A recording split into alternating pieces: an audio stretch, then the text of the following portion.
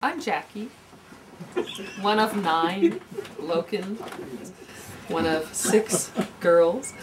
My regular radio show is Thursday nights from 7 to 10, and so I had my show on February 15th, the day after Dad died.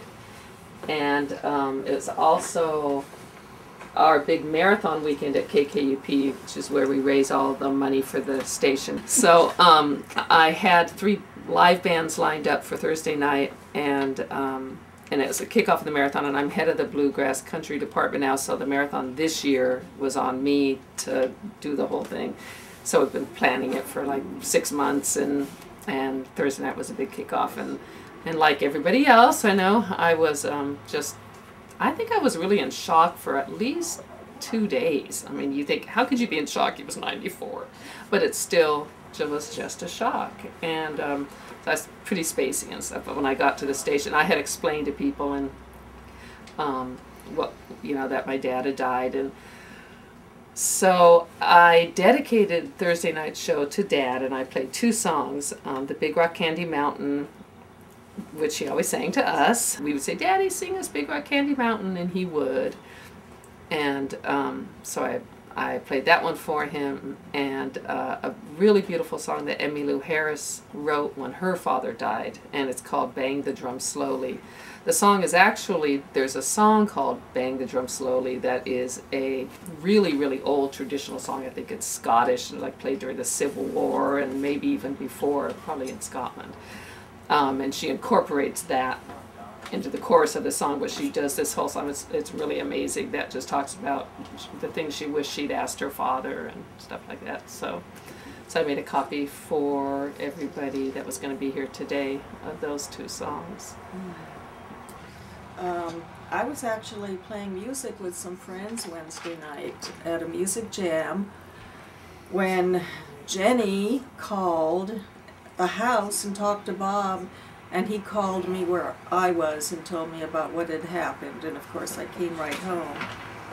And like you, Jackie, I was in shock for a couple of days too, although I'm feeling much better about things now, and I think we're just all so grateful that it happened so fast for him, and that he didn't suffer. One of my friends, one of my email buddies that I knew in high school, sent me a little message, and it said, "Joan, write a song about your father, sing it to the wind, and let God hear it." Yeah. It's my husband, Bob. Yeah, one of the things Joan and I have been doing for the last few years is finding a wine that's rated by the critics of his age, and this year we had to find a bottle of 95, and it was getting to be quite a chore. And we were wondering in 96 and 7 what we were going to do. But we do have a bottle of 95 champagne that we're going to Rated 95 rated points. 95, yeah, 95 points, and we're all going to have a nice toast at his wake. But I learned about Daddy when he died from one of my sisters, Jenny. She called me and told me, she said, "John, she has something to tell you. I have some bad news." And she told me that that Dad passed away. You know, that day she called me the day that he had passed away. And it's funny because I wasn't emotional. In fact, I haven't been emotional. I'm surprised that right now I'm getting emotional. But I'm not sad. It's just like when you see a sad movie or something, you know. Right. Or not a really sad movie, but a touching movie, you know. And we really we have so much warm feelings and thoughts about Dad and how he lives on, and we appreciate the expressions of condolences that people have offered to us, you know. I thought I would be very sad when my father passed away. I mean, I was so close to him. Our mother had gotten cancer when I was very young. I was 2 years old, and she passed away by the time I was 6. But she was so sick and in the hospital all the time that I really don't remember her. And so growing up, my father was both father and mother to me. And I thought when he passed on that it would leave this huge void in my life. But I find out that I'm actually quite at peace with it. He was very happy thinking back over his life. He lived a very long, a very full life. And he was satisfied. He'd accomplished what he wanted to accomplish. And he was at peace with himself and with the world and with all the new friends that he'd made recently through YouTube. And he was ready to go, and that makes it so much easier for us to accept his going. Okay. Hey, YouTubers. I'm Jeffrey, and I think sometimes my dad brought me into this world to provide a little comic relief into this family, but that's a little different story. I found out about Dad.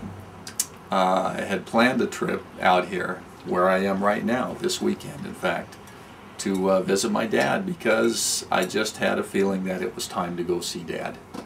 And I had missed the Thanksgiving gathering due to oversights on my part. I let work get in the way, and I regretted that. I said, no, I need to see Dad. He went in and out of the hospital, and you know, it just occurred to me that I'd rather go see Dad when he's alive and well and visitable than to go watch him fade away in a coma in a hospital somewhere. So now's the time to go see him, because he was out and happy.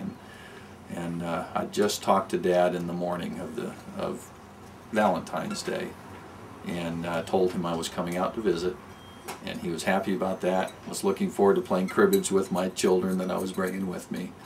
And when Jenny called me that evening and said Dad passed away, my first impression was, she's pulling my leg.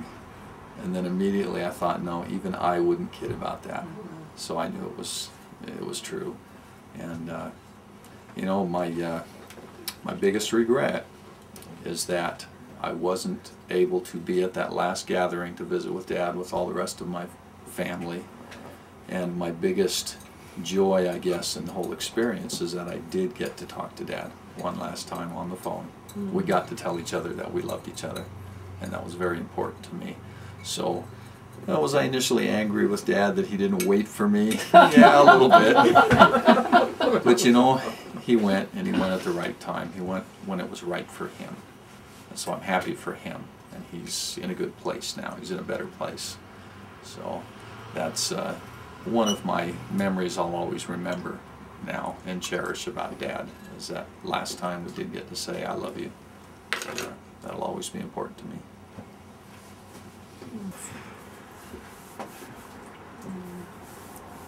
She's crying. Peaceful as heck, ready to go. In fact, Ready we to go. were sitting here playing cribbage not too long ago. I was sitting here and he was sitting where Joan's sitting.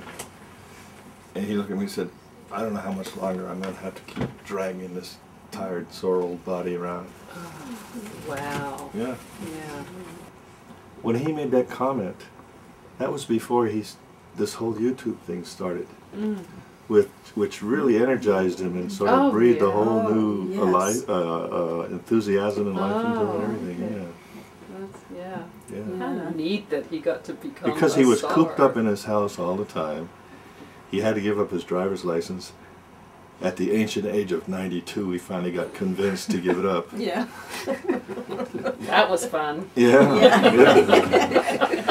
And so. But then the YouTube and meeting all those people and everything, he was loving it. Oh, yes. He was loving it. Yeah.